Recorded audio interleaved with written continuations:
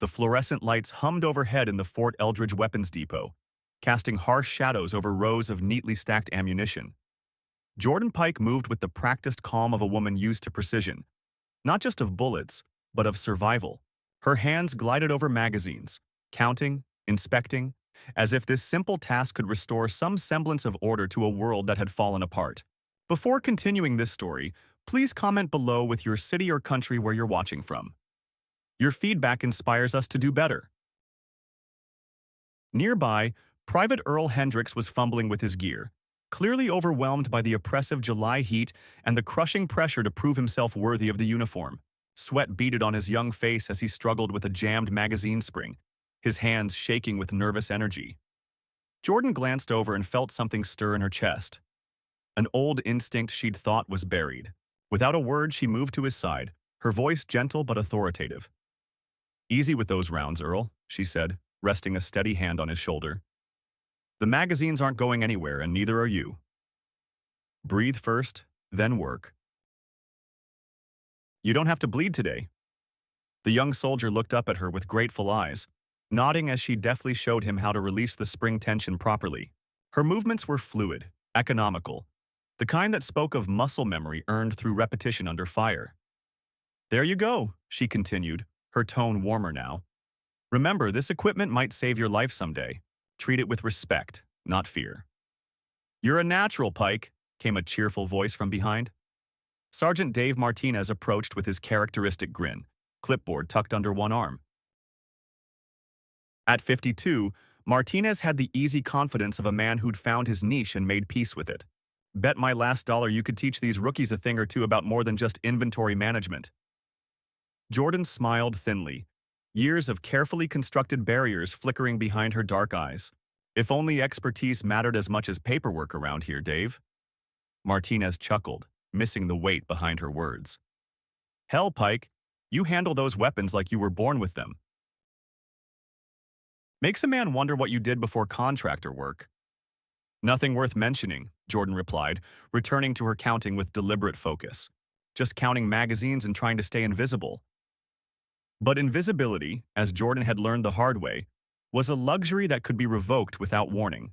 The sound of boots striking concrete echoed through the depot with the distinctive cadence of command authority.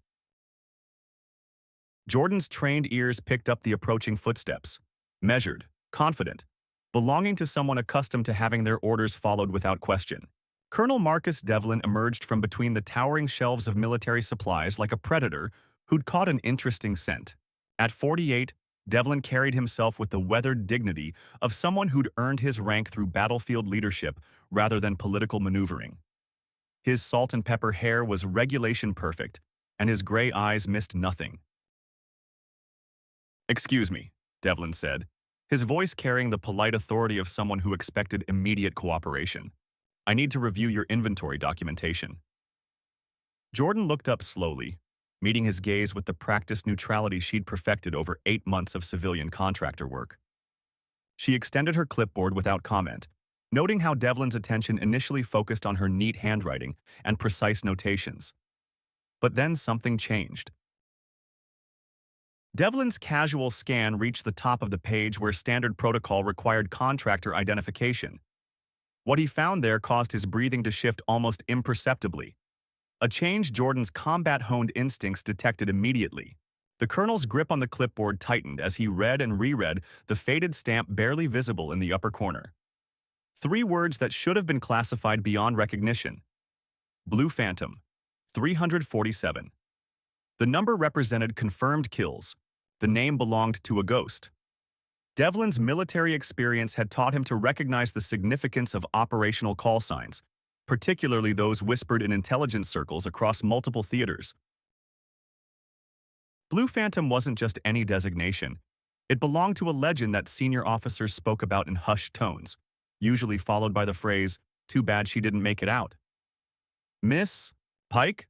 Devlin said carefully, his voice pitched low to avoid drawing attention from nearby workers.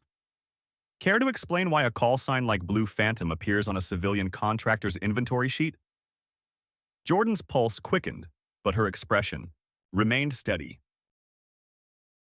The question she'd been dreading for months had finally arrived. delivered by someone with the authority to unravel everything she'd rebuilt. Old habits die hard, Colonel, she replied evenly. Some quirks are harder to shake than others. Devlin studied her face with new eyes, looking past the contractor uniform and regulation hairstyle to see the person underneath. What he found there made him realize he wasn't dealing with an ordinary supply clerk. Jordan Pike stood like someone who'd learned to be invisible while remaining ready to move. Her posture was too perfect, her awareness too sharp, her stillness too complete. She had the bearing of someone trained to disappear into crowds while maintaining lethal readiness. Blue Phantom, Devlin said slowly, tasting the words. 347 confirmed eliminates across 7 operational theaters. Presumed killed in action during Operation Nightfall, 3 years ago. Presumed, Jordan repeated, allowing a ghost of irony to color her voice. Funny how that word covers so many inconvenient truths. The colonel's hands were steady as he held the clipboard, but his mind was racing through classified briefings and after-action reports. If Jordan Pike was indeed Blue Phantom, then one of the military's most skilled and dangerous assets was currently employed counting ammunition magazines as if her previous existence had been erased. Miss Pike? Devlin continued, his voice carrying professional curiosity mixed with growing respect. I think we need to have a conversation about your previous experience with precision work. And I think, Jordan replied, extending her hand to reclaim the clipboard, that some conversations are above both our pay grades. But as she spoke, something flickered in her eyes. Not defiance, but recognition. The game of mutual discovery had begun, and both players understood the stakes involved. Devlin lingered for a moment, studying the woman who'd once been one of America's most valuable covert assets. Perhaps you'd be interested in discussing some specialized inventory work that requires your particular skill set. Jordan resumed her counting, but Devlin could see her mind processing his words, evaluating implications and potential threats. I'm quite satisfied with my current responsibilities, Colonel. I'm sure you are, Devlin agreed, but sometimes satisfaction isn't enough. Sometimes the mission requires us to step outside our comfort zones. After the colonel walked away, Jordan continued her work with mechanical precision, but her awareness had shifted into the hyper-vigilant state that had once kept her alive in hostile territory. The careful anonymity she'd constructed over 8 months was now compromised by someone with connections that could reach all the way to the top of the military hierarchy. Dave Martinez approached her station near lunch, his usual cheerfulness tempered by curiosity. Everything okay, Pike? That colonel seemed mighty interested in your inventory sheets. Just routine verification, Jordan replied smoothly. Officers love their paperwork. But routine was no longer an option. Jordan's discovery by Colonel Devlin had set events in motion that would force her to confront the question she'd been avoiding since her official death. Could the skills that had made Blue Phantom legendary find new purpose in a world that no longer required her to kill? That evening, Jordan sat in her sparse apartment, staring at a secure phone that hadn't rung in 3 years. The space reflected her minimalist approach to civilian life. Functional furniture arranged for clear sightlines, no personal photographs that might reveal classified connections, nothing that couldn't be abandoned at a moment's notice. The knock on her door came at precisely 1900 hours. Military precision, even in civilian settings. Jordan opened the door to find Colonel Devlin standing in the hallway, his expression serious but not hostile. He wore civilian clothes that did nothing to diminish his command presence. Colonel, Jordan said, stepping aside to let him enter. I figured you'd want that conversation sooner rather than later. Thank you for agreeing to meet privately, Devlin replied, settling into the chair she indicated while noting her tactical positioning near multiple exit routes. I've spent considerable time today reviewing classified files and making some very interesting discoveries. Jordan remained standing, her posture relaxed but ready. And what did those discoveries tell you? That Jordan Pike officially died in a helicopter crash in Afghanistan 18 months after Blue Phantom was declared killed in action, Devlin said. 2 different deaths, 2 different identities, same person. Bureaucracy loves its paperwork, Jordan observed dryly. Sometimes it's easier to kill people on paper than deal with inconvenient realities. Devlin leaned forward, his expression growing more serious. The inconvenient reality is that Operation Nightfall was a setup. Intelligence suggests the mission parameters were deliberately compromised, resulting in the deaths of 6 operators and the presumed elimination of Blue Phantom. Jordan's carefully maintained composure cracked slightly. 7 operators went in. Only 1 came out. The math isn't complicated. But the survivor's story never made it into the official reports, Devlin continued. Blue Phantom's final transmission mentioned enemy forces with detailed knowledge of American tactical procedures, suggesting inside intelligence. Inside intelligence, Jordan repeated, her voice hardening. Such a clinical term for betrayal. The colonel studied her reaction carefully. The question is whether you're interested in finding out who sold out your team. Jordan moved to the window, looking out at the quiet base housing complex where other contractors and military families lived their ordinary lives. The people who did this to me, to us, they're not going to conveniently confess because I ask nicely. No, Devlin agreed, but they might make mistakes if they believe Blue Phantom is truly dead and buried. Are you suggesting I become bait?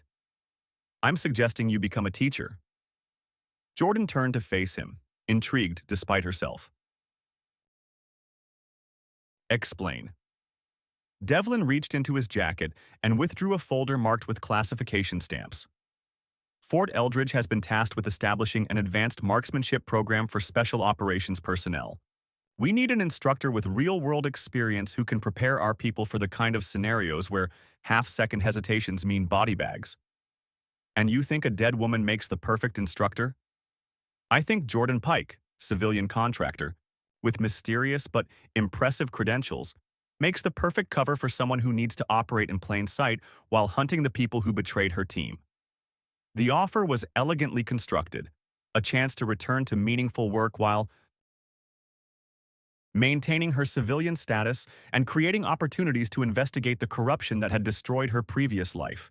What makes you think I want revenge? Jordan asked. Devlin's expression softened slightly.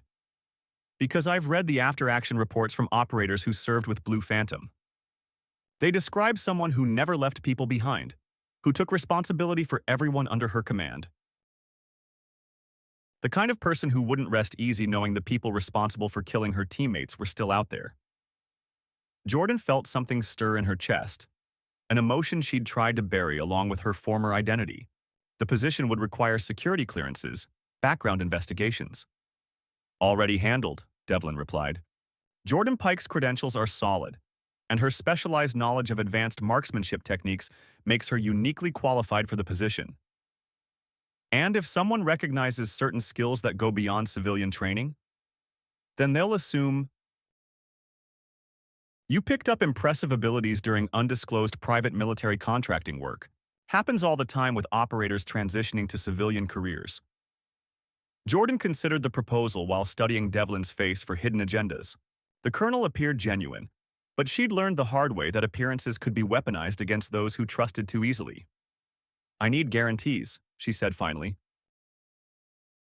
No active operations, no classified briefings that could compromise my civilian status, no pressure to return to the field. Agreed. You'd be teaching, not operating. Though I suspect the distinction might become blurrier than either of us expects. Why are you doing this? Jordan asked. Why risk your career helping a dead woman find justice? Devlin's expression grew distant. Because 3 years ago, I lost some good people in an operation that felt wrong from the beginning. The official investigation found operational errors and communication failures, but no one was held accountable. Sometimes the system fails the people it's supposed to protect. Jordan nodded slowly. She understood the weight of carrying responsibility for deaths that could have been prevented, the gnawing certainty that justice had been buried under bureaucratic convenience. When would you need an answer? Take your time, Devlin said, rising to leave. But don't take too long. The people we're hunting aren't going to wait for us to be ready. After the colonel left, Jordan sat in her empty apartment and allowed herself to remember, not the sanitized version she'd constructed for psychological survival, but the raw truth of that night in Afghanistan when everything had gone wrong. The mission had been straightforward. Eliminate a high-value target who was coordinating attacks against coalition forces. Intelligence placed Hassan Kazemi at a remote compound, and Blue Phantom's team was tasked with surgical elimination and intelligence recovery. But from the moment they'd inserted, nothing had felt right. The compound's security was too sophisticated, the enemy response too coordinated, the tactical situation too perfectly designed to trap American Special Operations Forces. When the shooting started, Jordan had been in an overwatch position nearly 2 kilometers from the target building. Through her scope, she'd watched her teammates fight desperately against overwhelming odds, calling for extraction that never came, requesting air support that was mysteriously unavailable. One by one, they'd fallen. Marcus Torres, her spotter and closest friend in the unit. Sarah Kim, the communications specialist who'd kept them connected to the outside world. James Rodriguez, the team medic who'd saved all their lives on previous missions. David Chen, the explosives expert who could turn everyday materials into precision tools of war. Captain Lisa Morrison, the team leader who'd made the impossible decision to stay and fight rather than abandon wounded teammates. And finally, Staff Sergeant Michael Brooks, who'd died trying to create a distraction that would allow Jordan to escape with the intelligence they'd gathered about enemy tactics and American operational vulnerabilities. Jordan had survived by using every skill accumulated through years of training and combat experience. She'd evaded capture for 6 days while injured, eventually reaching an extraction point where she was recovered by friendly forces who'd assumed the entire team was lost.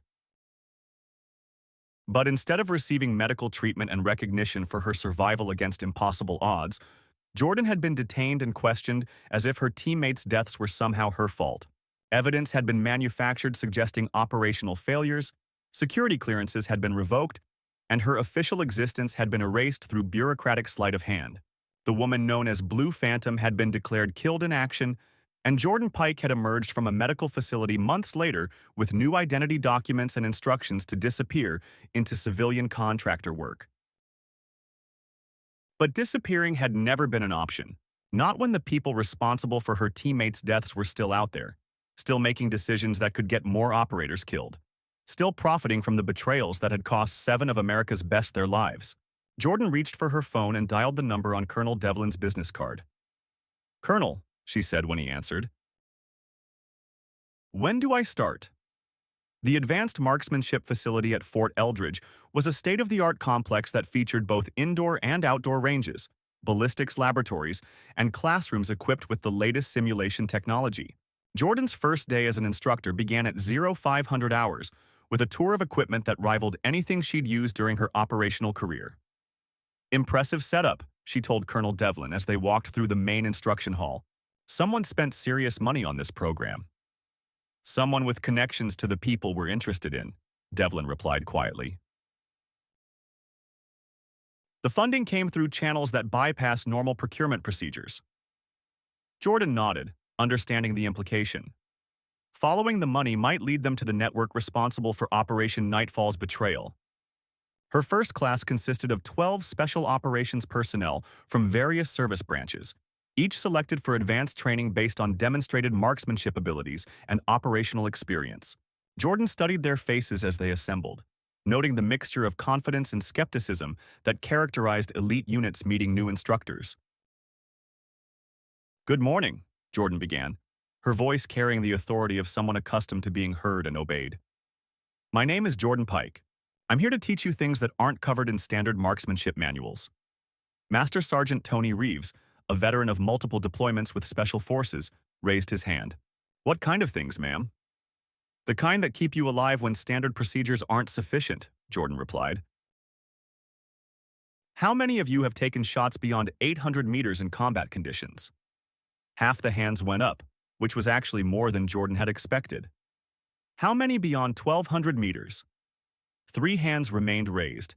"How many beyond 1,500 meters?" Only 1 hand stayed up, belonging to a lean Navy SEAL named Chief Petty Officer Amanda Walsh. Jordan made a mental note to watch Walsh carefully. Operators with that kind of experience often had insights that could enhance the curriculum. "The record for the longest confirmed kill in combat is 3,540 meters, Jordan continued.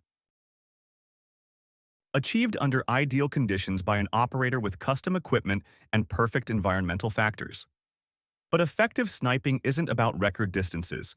It's about making the shots that matter, when they matter, under whatever conditions exist at the moment of truth. She moved to a display showing various rifle systems and optics packages. Today, we'll start with fundamental principles that apply regardless of distance or equipment. Breathing control, trigger discipline, environmental assessment, and most importantly, target identification and engagement decision-making. The morning progressed through basic exercises designed to evaluate each student's abilities and identify areas requiring improvement. Jordan watched their techniques with the critical eye of someone who understood that small errors in training could become fatal mistakes in combat. But she also noticed something else: the way certain students reacted to specific scenarios, the questions they asked about enemy tactics, the casual references to operations that weren't supposed to exist in official records. During the lunch break, Chief Walsh approached Jordan with the direct manner that characterized senior enlisted personnel. "Miss Pike," Walsh said, "your teaching methods suggest experience that goes beyond civilian training. Mind if I ask about your background?" Jordan had anticipated this question and prepared an answer that was technically accurate while avoiding classified details. Private military contracting work in various locations. The kind where accurate shooting is a survival skill rather than a sport. Walsh nodded, accepting the explanation while clearly recognizing there was more to the story. Any particular regions or operational focus? Wherever American interests needed protection, Jordan replied. The work doesn't always make it into official reports. The conversation established mutual understanding without explicit confirmation. Walsh recognized Jordan as someone with legitimate combat experience, while Jordan identified Walsh as the kind of professional who could be trusted with sensitive information when appropriate.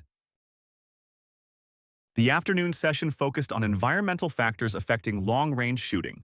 Jordan led the class through calculations for wind drift, temperature variations, altitude effects, and atmospheric pressure changes that could affect bullet trajectory over extended distances.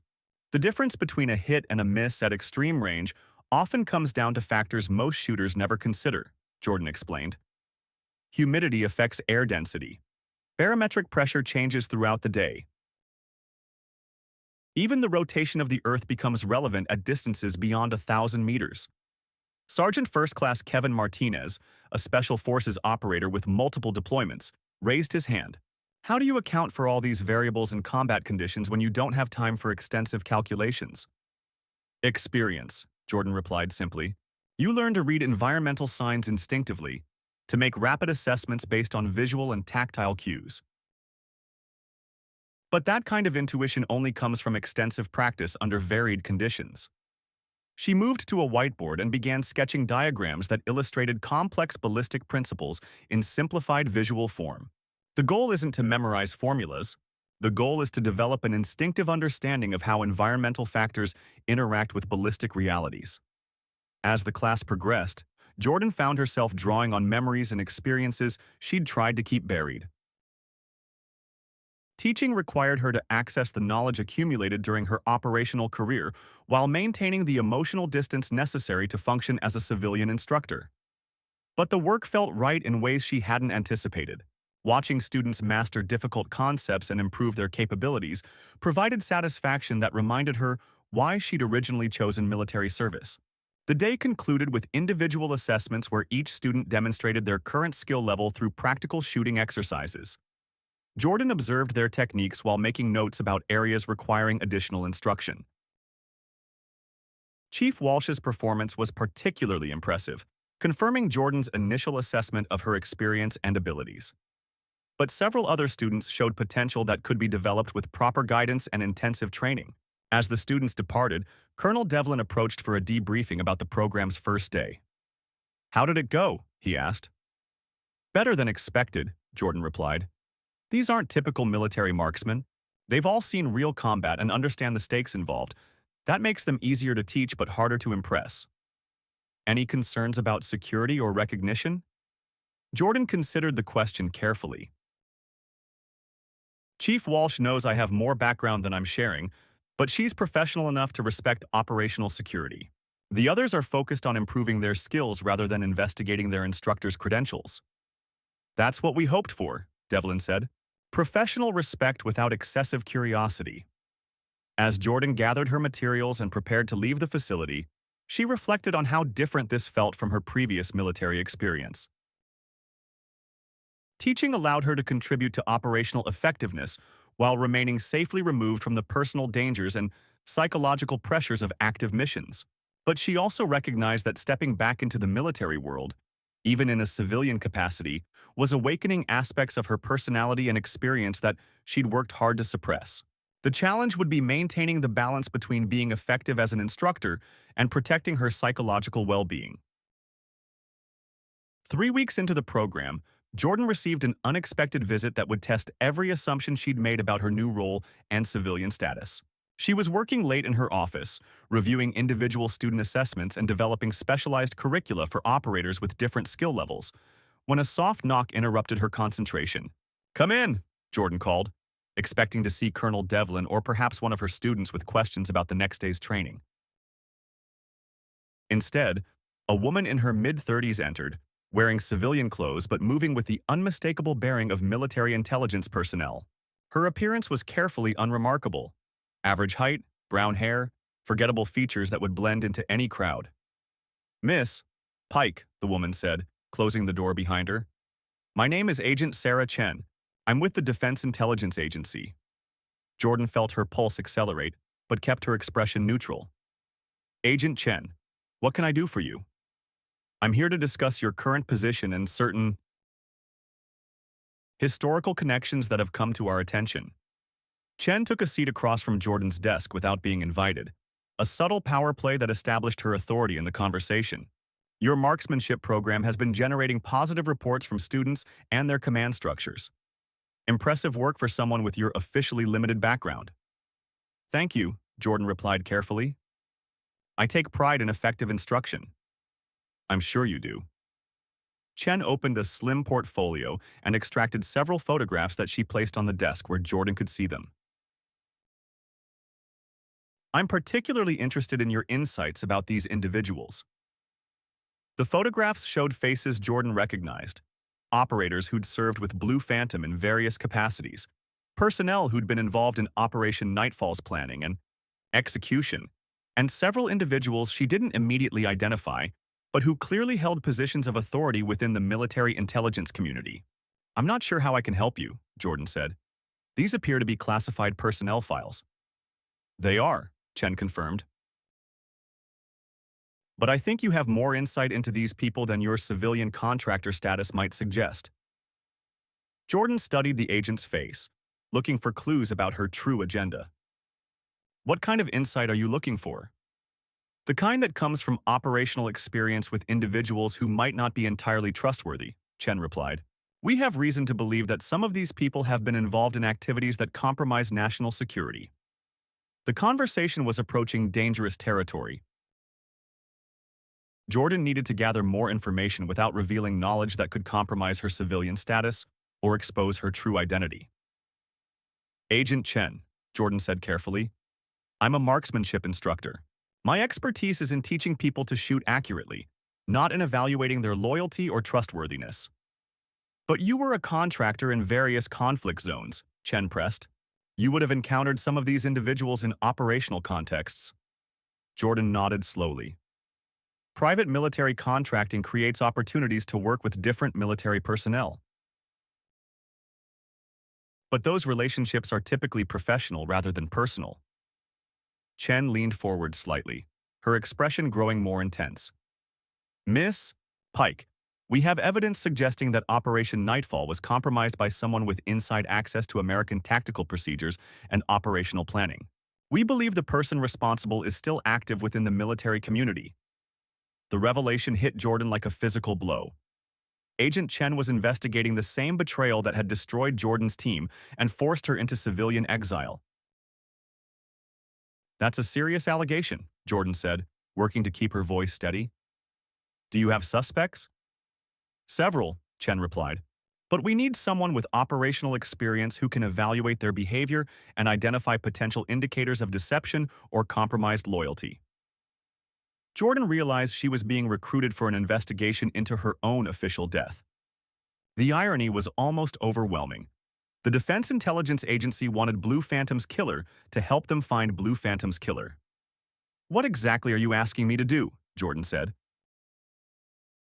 "Continue your normal duties as a marksmanship instructor," Chen replied. "But pay attention to interactions with personnel who might have connections to classified operations. Report anything that seems inconsistent or suspicious.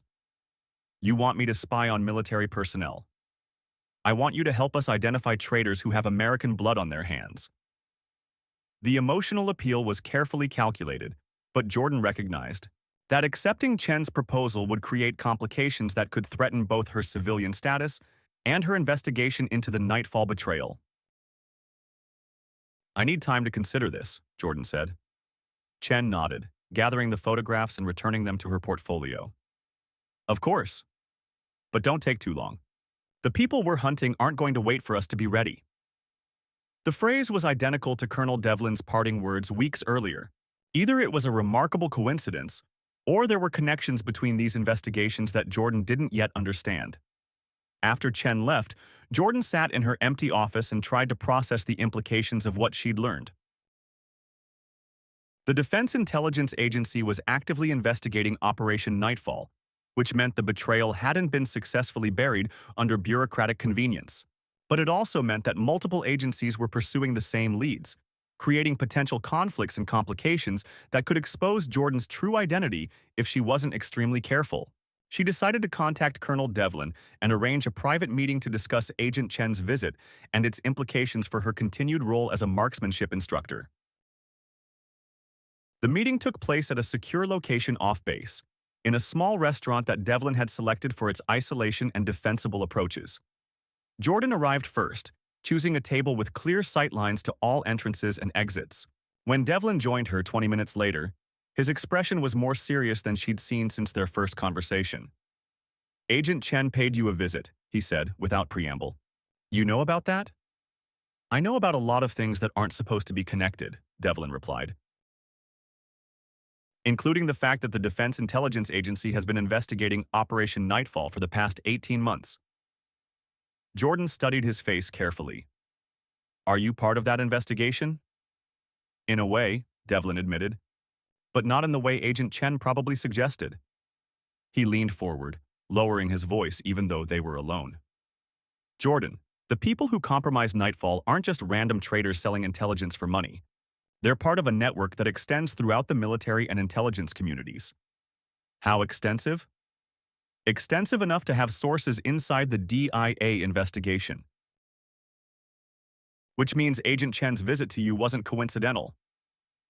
Jordan felt a chill that had nothing to do with the restaurant's air conditioning. "Are you saying they know who I am?" "I'm saying they know someone survived Nightfall, and they've been trying to identify that person for 3 years. Your emergence as a marksmanship instructor with unexplained skills has probably attracted attention from people who prefer to keep certain secrets buried." The implications were staggering. Jordan's carefully constructed civilian anonymity wasn't protecting her from the people who'd tried to kill her. It was drawing their attention. "What do you recommend?" she asked. "We accelerate our timeline," Devlin replied. "Instead of slowly investigating the network from a position of safety, we force them to make moves that expose their connections and methods. You want to use me as bait. I want to give you the chance to finish what your team started 3 years ago. Ego." Jordan considered the proposal while weighing the risks and potential benefits. Operating as bait would expose her to immediate danger, but it would also create opportunities to identify and eliminate the people responsible for her teammates' deaths. "What kind of support would I have?" "Everything I can provide without compromising operational security," Devlin replied. "But ultimately, you'd be operating the same way Blue Phantom always did, with superior skills and careful planning as your primary protection." Jordan nodded slowly. The prospect of returning to active operations, even in a limited capacity, was both terrifying and exhilarating. "There's something else you should know," Devlin continued. "The marksmanship program wasn't just created to provide you with cover.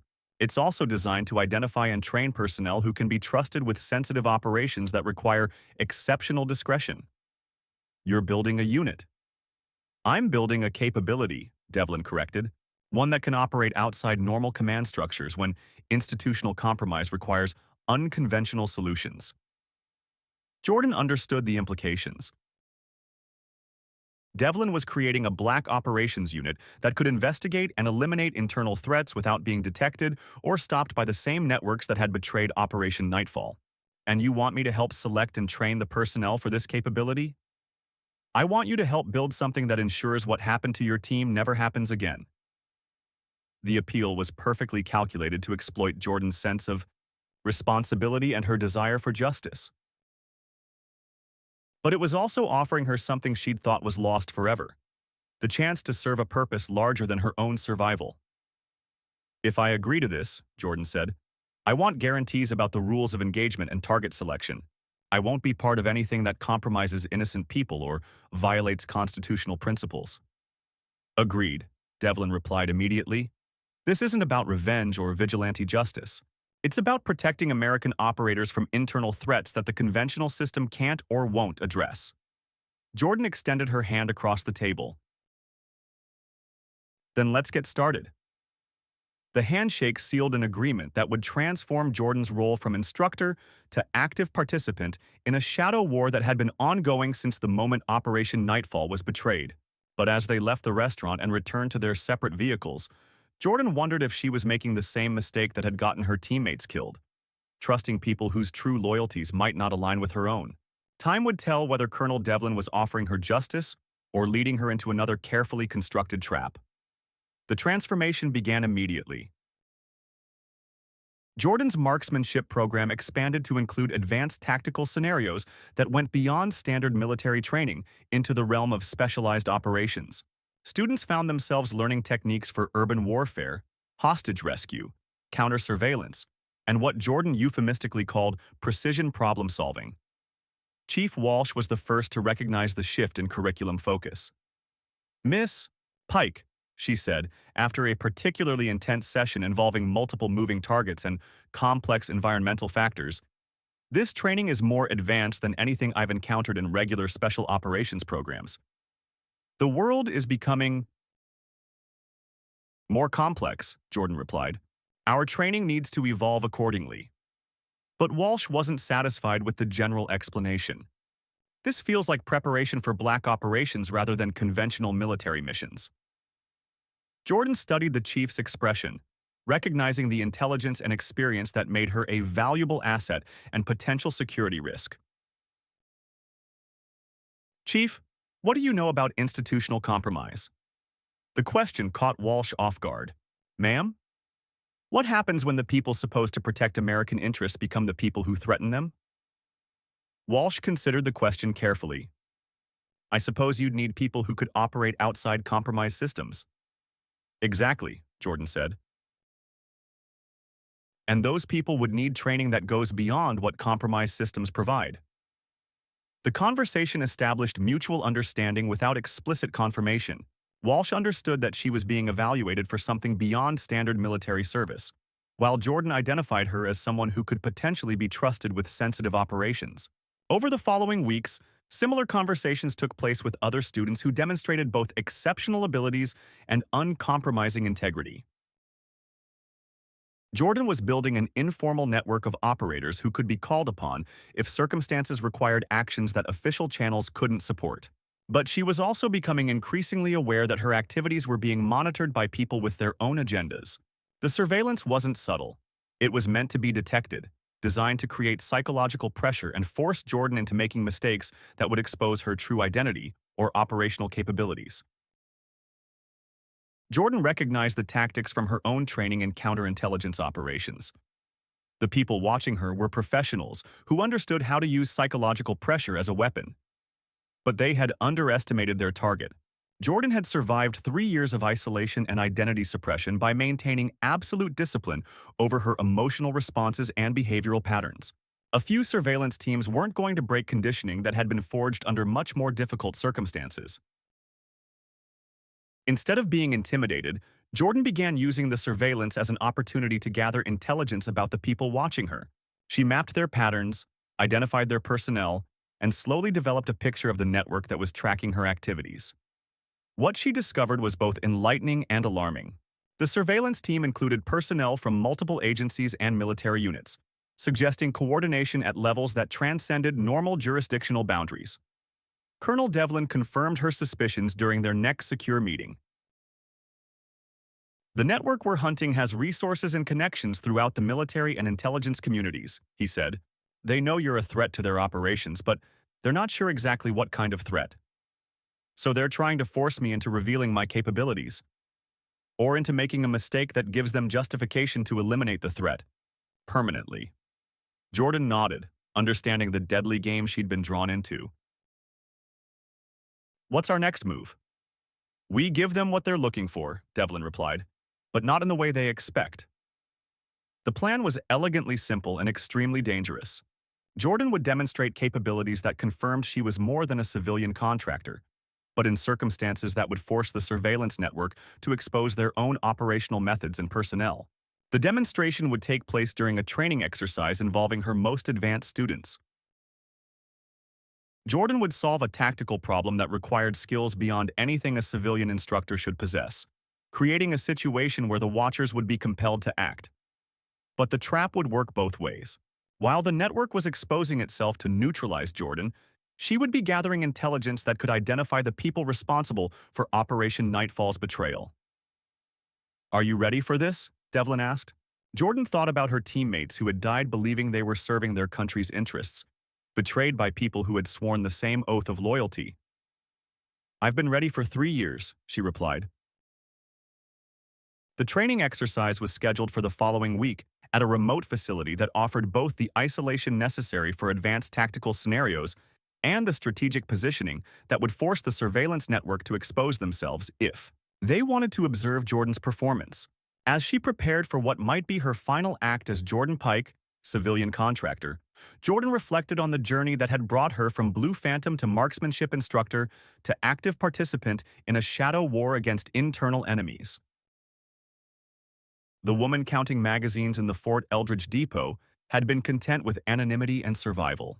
But the woman preparing to step back into the darkness understood that some battles could only be fought by people willing to sacrifice their peaceful lives for the protection of others. Jordan Pike was about to discover whether the skills that had made Blue Phantom legendary were still sharp enough to cut through 3 years of lies, betrayal, and institutional corruption. The ghost in plain sight was ready to haunt the people who thought they'd buried her forever.